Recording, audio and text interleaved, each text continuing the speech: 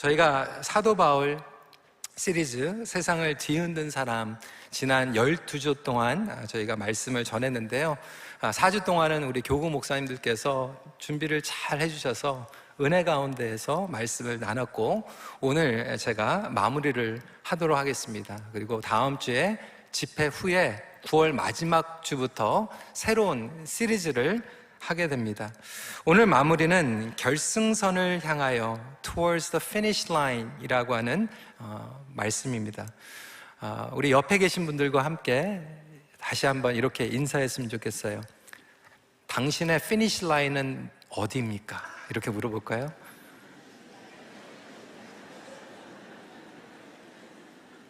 당신의 결승점은 어디입니까?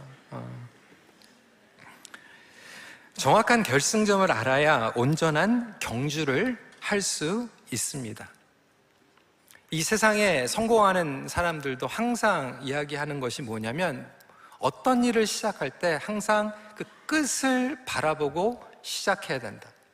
어떤 프로젝트를 시작하든, 자녀를 키우든, 가정을 꾸리든, 그리고 학생들은 학교에 갈 때 having the end, 마지막을 항상 생각하면서 시작하는 것이 중요하죠.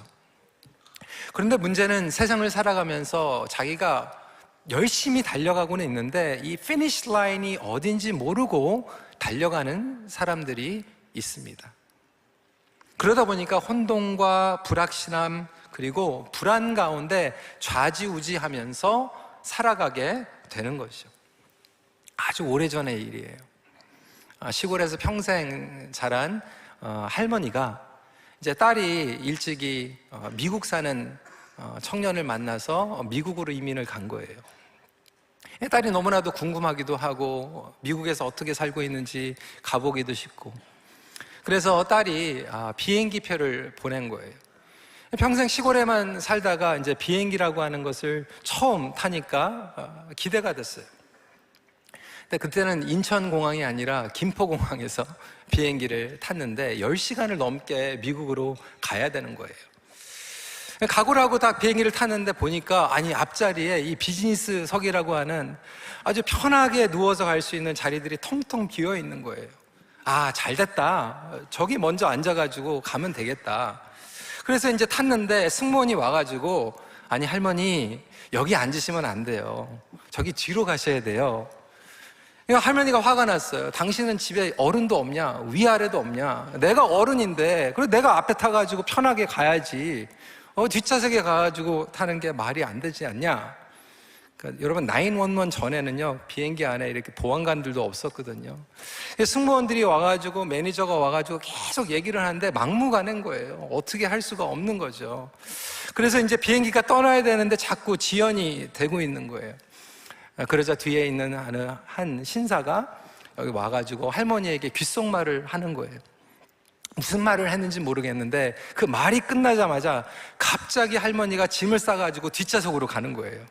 그래서 비행기가 드디어 출발할 수 있었습니다.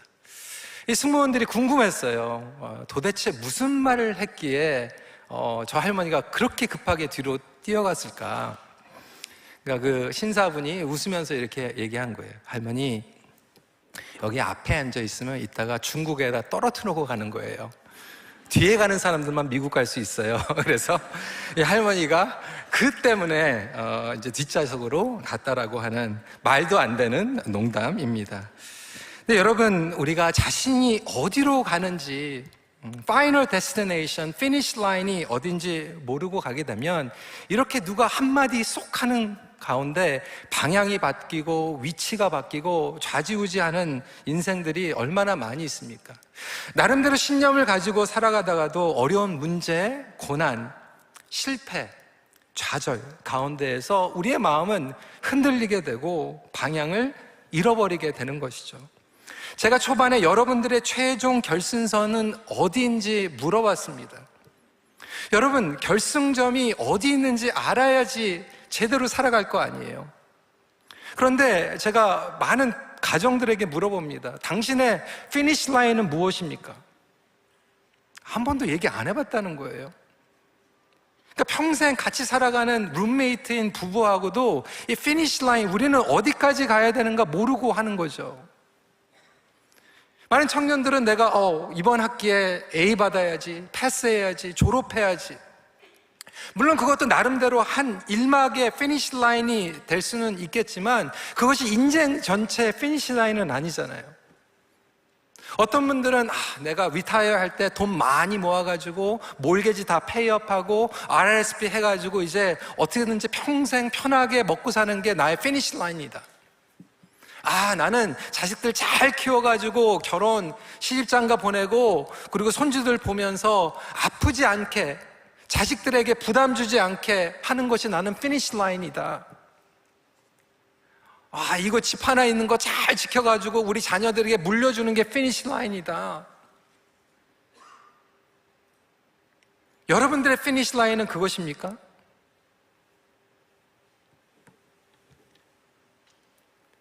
사도 바울은 자신의 인생과 부르심에 있어서 분명한 결승점이 있었어요. 14절 말씀을 보니까 표대를 향하여 그리스도 예수 안에서 하나님이 위에서 부르신 부름의 상을 위하여 달려가노라. 여러분, 복음을 위해서 그는 고난을 받았어요. 얼마나 억울합니까? 배신을 당했어요. 돌을 맞았어요. 감옥에 갔어요. 그리고 죽으러 가고 있어요. 저와 여러분들에게 이러한 일들이 생기다라면 얼마나 좌절이 찾아오겠어요. 우리가 죄를 짓고 불순종하다가 이런 어려움을 당하는 게 아니라 하나님을 섬기다가 지금 이런 어려움이 찾아오고 있는데,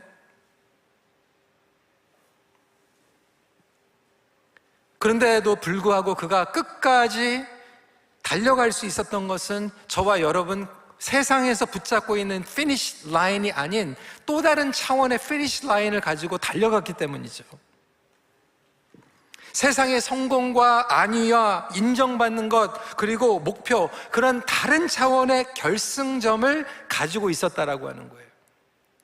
오늘 이 메시지를 통해서 저와 여러분들이 다시 우리가 뛰어가고 있는 결승선이 어디인지 점검할 수 있는 복된 주일이 되기를 간절히 기도합니다. 그래서 적어도 이 사도 바울의 이 편지와 내용들을 보면 너무나도 많은 내용들이 있지만 적어도 3가지로 요약할 수 있어요. 사도 바울의 피니시 라인은 무엇이었는가? 첫 번째로는 성화였어요. sanctification. 그리고 두 번째로는 영화였어요. glorification. 부활이었어요. 그리고 세 번째로는 교회였습니다.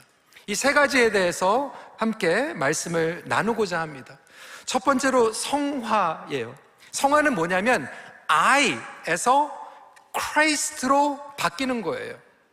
내가 아니라 그리스도로 바뀌는 것이 성화입니다. 여러분, 죄의 뿌리는 무엇입니까? 나라는 거예요. 내가 컨트롤하겠다는 거예요. 내가 왕이 되고 하나님과 맞먹겠다는 거예요. 그것이 죄의 뿌리입니다. 그래서 여러분들의 이 죄가 우리의 삶 가운데서 분열이 되는 것은 내가 살아있기 때문에 계속 힘든 거예요. 내가 얘기했는데 무시해? 내가 얘기했는데 그대로 안 돼? 내가 관철시키고 원하는데 내 뜻이 드러나지 않아? 어떻게 나를 무시할 수 있어? 왜 내 말을 안 듣는 거야? 왜 내 입장을 이해하지 않는 거야? 하나님의 마음은 저와 여러분들을 구원하시는 것으로만 끝나는 것이 아니라 구원받음으로 말미암아 저와 여러분들이 결과적으로 그리스도로 충만해지는 거예요. 그리스도로 충만하지 않기 때문에 우리는 끝까지 방황합니다. 영적으로 메마르고 탈진하는 이유는 그리스도로 채워지지 않고 내가 채워지기 때문이에요. 그런데 어떤 분들은 신앙생활을 하면 할수록 그리스도로 채워지고 그리스도가 드러나는 게 아니라 자꾸 내가 드러나요.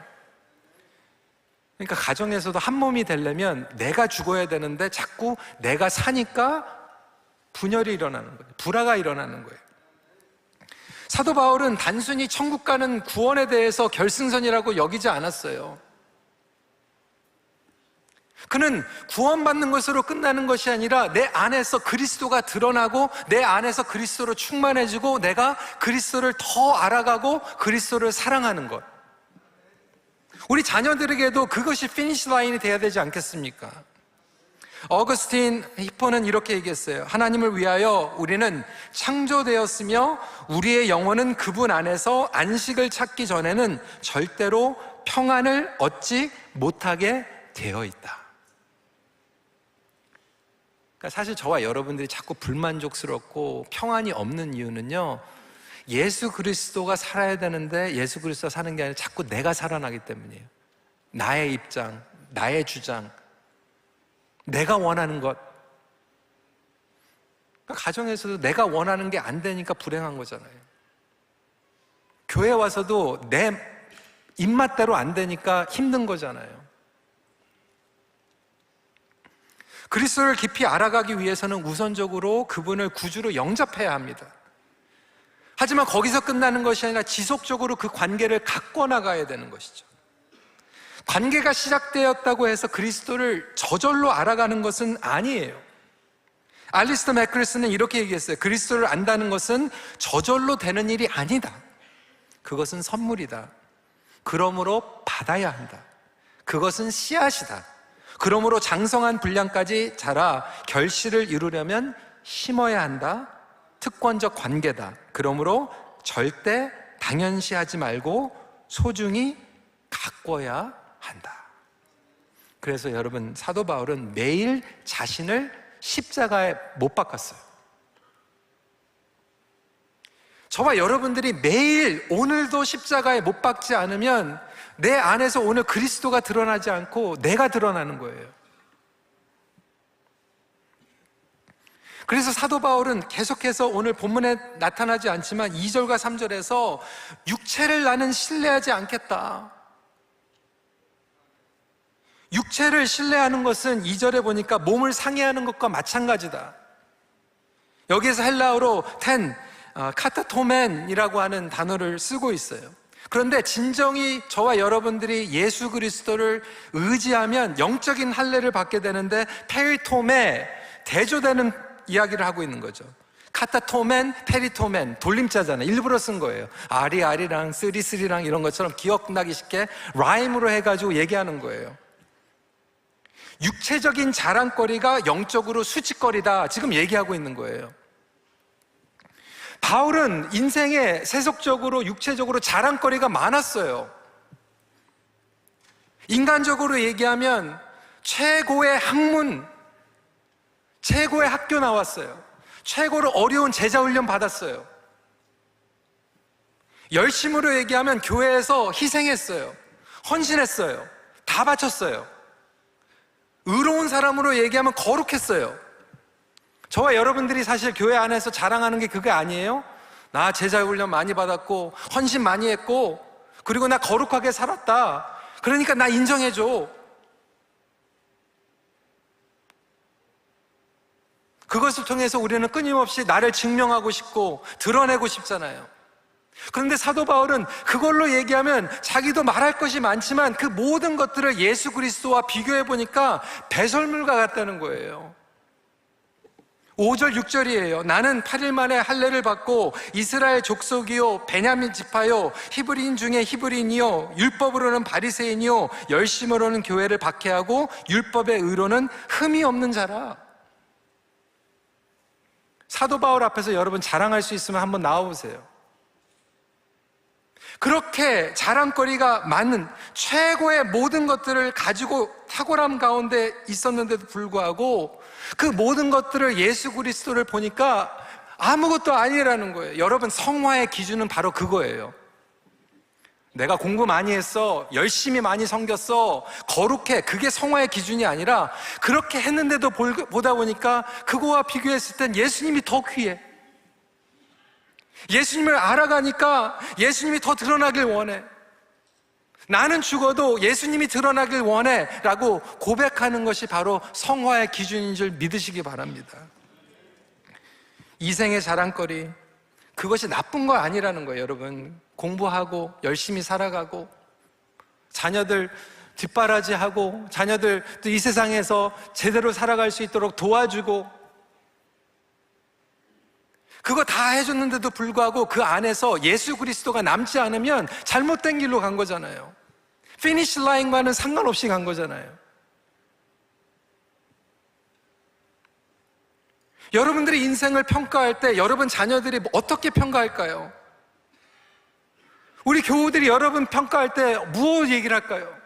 그 집사님 진짜 골프 잘 쳐. 그 집사님 돈 많이 벌었어.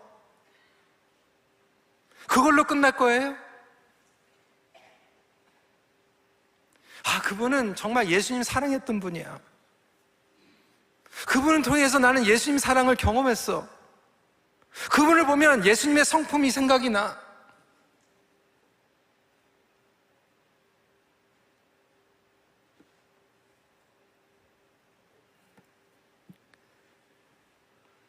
그래서 지금 우리 박지원 목사님, 박지원 목사님 생각하면 항상 생각나는 게 전 그거거든요. 항상 성도들이 반가워하고 이렇게 박수 쳐주면 하나님께 영광, 하나님께 영광. 전 그거밖에 생각 안 나요.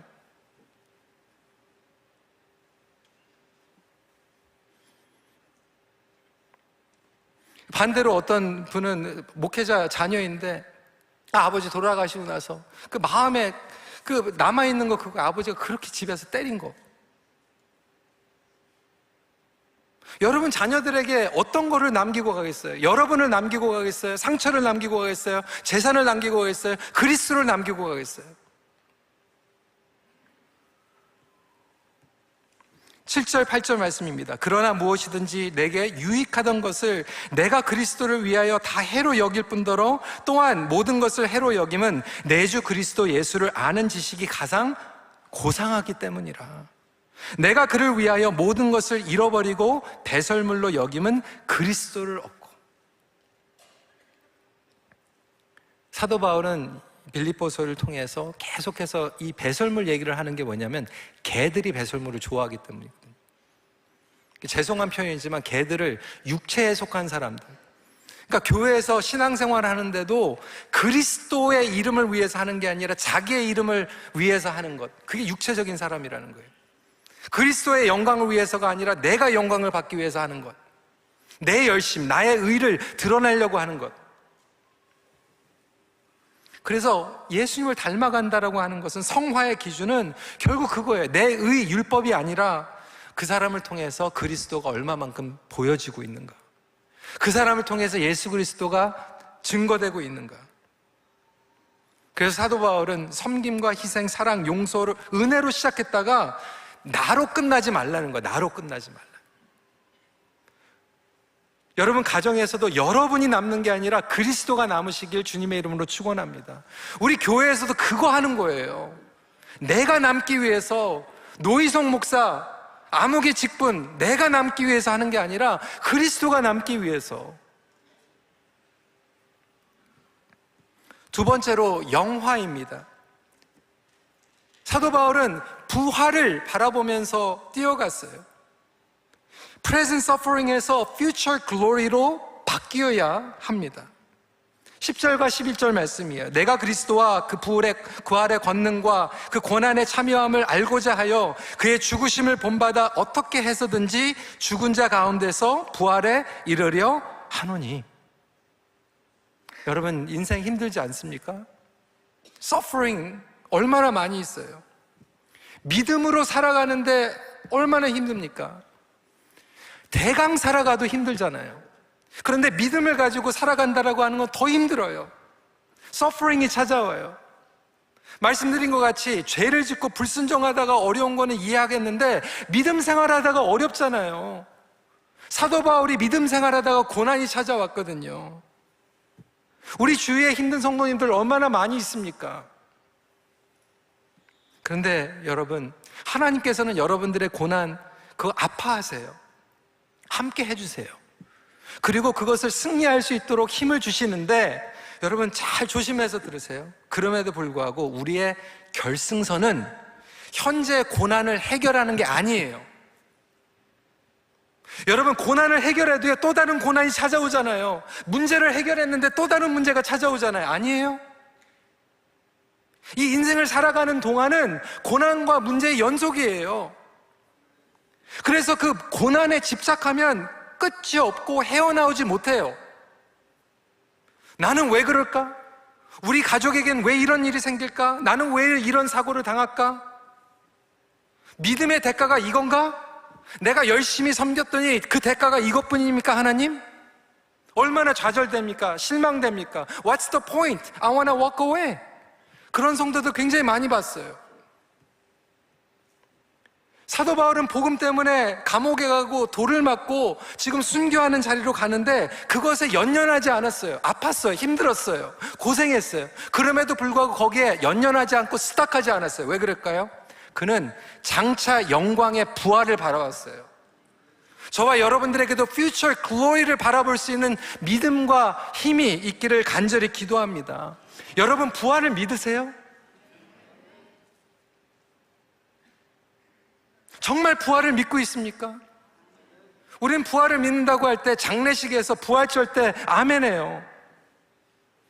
그리고 나서 다른 때는 또 잊어버리면서 살아요. 그리고 많은 분들이 부활 그러면 편협적인 제한적인 아이디어를 가지고 있어요. 부활을 어떻게 생각하냐면 나중에 이제 먼저 세상을 떠난 그 사랑하는 가족들 만나는 거, 부활. 그렇게 자꾸 얘기하다 보니까 어느 권사님이 그러더라고요.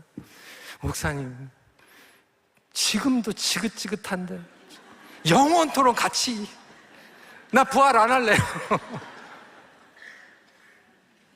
저 사람 가는 데랑 딴 데로 가게 해주세요. 그러니까 부활을 그렇게만, 내가 사랑하는 짝꿍 만나는 게 그게 부활입니까? 성경에서 얘기하고 있는 그 부활은 다른 개념이에요. 우리 예수님께서 부활하셨잖아요. 그 부활은 무슨 부활입니까? 하나님 오른편에 보좌 가운데 있는 거예요. 하나님의 영광 가운데, 하나님의 임재 가운데 있는 거예요.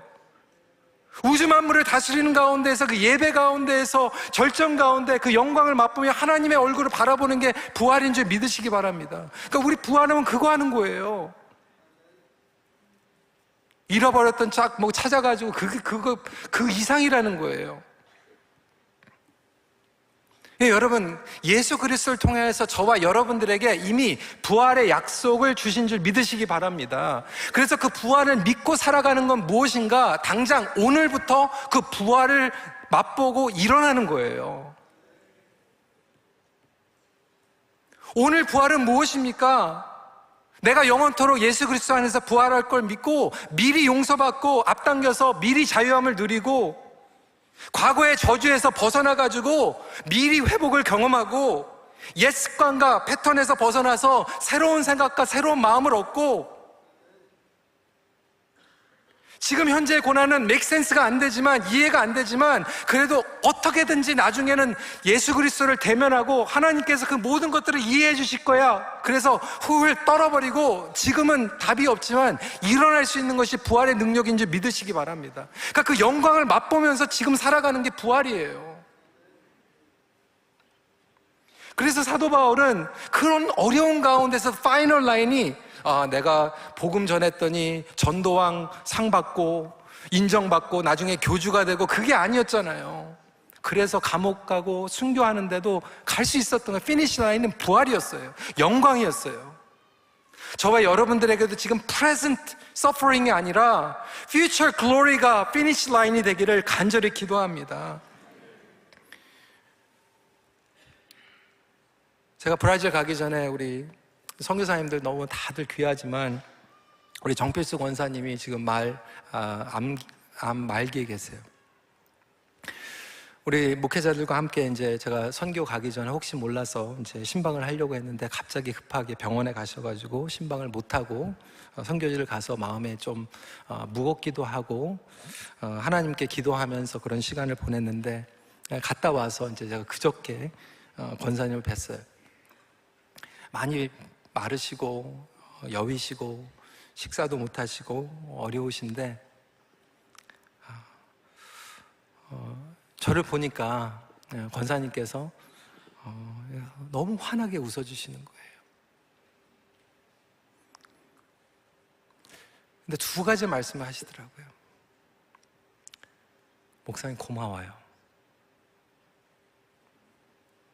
그리고 두 번째로는 저에게 숙제를 안겨주시고 하셨어요. 아프간 식구들 부탁해요. 제가 그동안 준비해 놓은 게 있는데 목사님 교회에 맡길게요. 꼭 해주세요.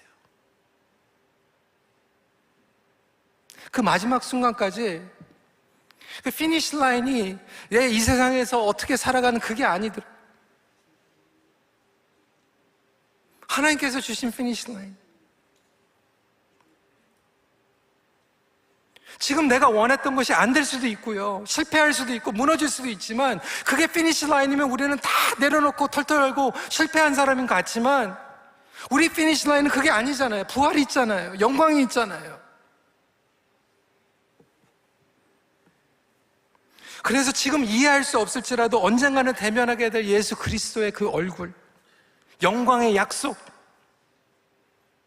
여러분들이 지금 아무리 형편없고 넘어지는 것 같아도 예수 그리스도 안에 있으면 이 장차의 영광이 여러분들의 것인 줄 믿으시기 바랍니다. 그래서 그거 가지고 우리 가는 거예요, 지금. 로마서 8장 18절 말씀 같이 한번 힘차게 읽어볼까요? 시작. 생각하건대 현재의 고난은 장차 우리에게 나타날 영광과 비교할 수 없도다. 아멘. 우리 그런 사람들이에요. 아무리 형편없어도, 보잘것없어도. 그래서 오늘 그 부활의 능력을 가지고 일어나는 거거든요. 마지막 포인트입니다. 사도 바울에게는 예수님, 나보다 예수님, 지금의 고난보다는 미래의 영광, 그리고 세 번째로 교회였어요. 미에서 위로 바뀌어야 합니다. 사도 바울은 어디에 가든지 하나님 나라의 복음과 구원을 선포했고요, 결국 그 열매는 다 교회였어요. 여러분 보세요. 바울 서신서들이 다 교회에게 쓴 거 아닙니까? 교회를 세우기 위해서. 구원받은 성도들이 모인 게 교회잖아요. 신앙의 성장과 성숙 어디를 통해서? 교회를 통해서 이루어지잖아요. 은사? 교회를 통해서 사용하는 거잖아요. 직분? 교회를 세우기 위해서. 예배의 질서? 교회를 위해서. 그러니까 결국 예수 그리스도와 예수 그리스도의 몸을 세우는데 그의 모든 것들을 쏟았어요.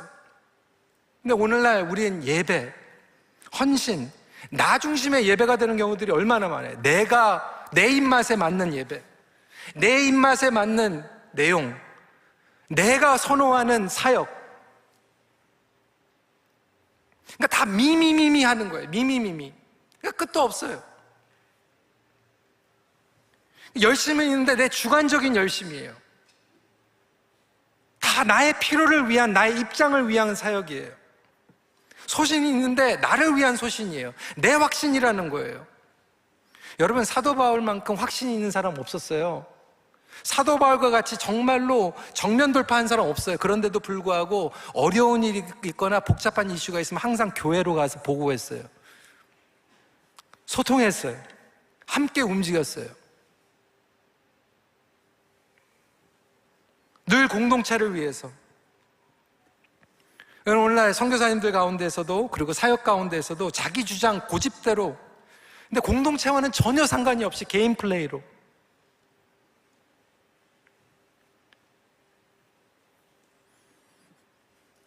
우리 가정에서도 마찬가지죠. 개인이 잘 되는 것, 여러분 그거 위해서 아니잖아요. 이번에 브라질 선교로 가서 많은 것들을 이제 보고 느꼈는데, 말씀드린 것 같이 이제 아마존, 그리고 상파울로는 우리 박드경 선교사님이 정말 젊은 선교사님이 계시니까 또 거기 또 터프한 일들을 많이 감당하더라고요. 애가 넷인데 그냥 그 애들 데리고 사역을 감당하는데 정말 짠하더라고요. 그것도 위험한 데서 사역을 해요. 그럼에도 불구하고 얼마나 그렇게 감동이 되는지. 근데 저에게 굉장히 도전이 됐던 부분은 뭐냐면, 이번에 이제 아마존에 가게 됐어요. 근데 아마존 가는데 참 먼 길이더라고요. 여기에서 상파울로 가는데 한 11시간 걸렸어요. 11시간 가가지고 이제 공항에서 기다렸다가 이제 마나우스라고 하는 4시간 반 떨어진 데로 또 비행을 하고 가야 되는데, 또 이 에어 캐나다가 딜레이가 돼가지고 제 시간에 도착을 못 해가지고 또 상파울로에 하루 종일 기다렸다가 이제 드디어 늦게 마나우스로 가는 4시간 반 비행기를 타고 이제 마나우스에 내려서 또 밤샜다가 떼빼로 가는 비행기를 또 1시간을 타고, 비행기를 이제 3번을 갈아타고 가서 떼빼에서 이제 아마존으로 들어가려면 또 8시간을 배를 타고 들어가야 돼. 그래도 참 하나님의 은혜인 게 제가 너무 피곤하게 비행기에서 기다렸다가 타고 그래가지고 배에서 8시간 그냥 떨어졌어요. 그래가지고 근데 굉장히 덥더라고요. 그래서 제가 많이 탔죠. 예. 햇볕 때문에 탄 게 아니라 바람 때문에 타더라고요. 근데 그 8시간을 가는데 그래도 지금은 선교지가 많이 좋아져가지고 모터도 있고 배에, 그래가지고 8시간을 갔는데 예전에는 김영균 선교사님이 거기 들어가려면 이틀을 꼬박 가야 됐대. 배로 천천히 가서. 근데 어떻게 그렇게 거기 깊은 데까지 갔는지, 거기 가가지고 마을들 추장하고 동네 사람들 다 전도해가지고 마을들이 다 예수님 믿고 세례받고 15년 동안 그 사역을 하셨더라고요. 맨 땅에 헤딩한 거예요. 그 어려운 선교지에 15년 동안 계속 그 강을 왔다 갔다 하면서, 때빼 갔더니 선교관과 교회도 너무 근사하게 잘 졌어요. 아름답게 졌어요. 목회자들이 있고요, 청년 사역자들이 세워지고, 그래서 이번에 아마존 들어갈 때 청년 사역자들이 같이 들어갔어요. 뭐 간호학과, 의대, 뭐 변호사 된 친구도 있고 엔지니어 있는 친구들도 있고, 그런데 다 방학 휴가 내가지고 같이 올라갔어요. 사역하고 있더라고요. 근데 저에게 도전이 됐던 건 뭐냐면, 이제 선교사님이 5년 후면 이제 은퇴하려는 거예요. 아직 젊으셨거든요. 선교지 정말 잘 세워놨거든요. 선교센터 너무 좋더라고요. 배도 모터도 좋은 거 해놓고. 그런데 5년 후에 자기는 모든 것들을 물려주고 이제 나온다고 그러더라고요. 자기가 있으면 자기 의지하기 때문에.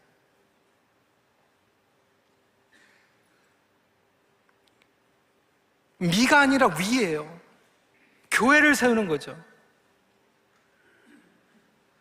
또 저에게 도전이 됐던 것은 상파울로에서 주일날 설교를 했는데, 연합교회라는 교회에서 설교를 했어요. 1부, 2부 한국어로 설교하고 3부에는 또 영어 예배가 아니라 포 예배예요. 거기는 영어로 설교하니까 번역해주고. 근데 이 상파울로 연합교회는 남미 전체를 통틀어서 가장 큰 교회예요. 브라질 한인들이 많이 떠났어요. 역이민 갔고요, 미국, 캐나다로 많이 이민 가서 이민 숫자가 굉장히 많이 줄었는데도 불구하고 이 교회만큼은 53년 역사에 계속해서 성장하고 있었어요. 다른 교회들과 다 고만고만했는데 나중에 50년이 지나니까 이 교회는 성장했던 거예요. 왜? 거기 목회자들 얘기를 들으니까 목사님들이 너무나도 다음 세대를 잘 세웠어요. 내가 아니라 다음 세대라는 거예요. 내가 아니라 교회라는 거예요. 그래서 1대 목사님이 2대 목사님이 3대 목사님이 이렇게 세워주면서 교회가 너무나도 아름답게 세워진 걸 보면서 제가 이번에 너무나도 도전을 받았어요. 내가 목회하는 이유가 무엇인가? 나의 피니시 라인은 무엇인가? 우리 큰빛교회의 피니시 라인은 무엇인가? 우리 영어권의 피니시 라인은 무엇인가? 우리 선교사님들 여러분들의 피니시 라인은 무엇입니까? 내가 인정받고 내 권리 챙기고 그것이 피니시 라인입니까? 아니면 내가 아니라 교회, 내가 아니면 우리 다음 세대.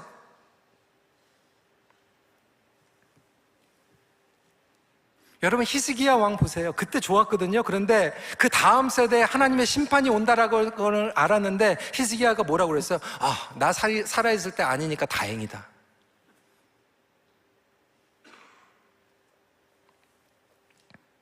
여러분 지금도 우리 큰빛교회는 좋지만 다음이 더 좋은 큰빛교회가 되기를 간절히 기도합니다.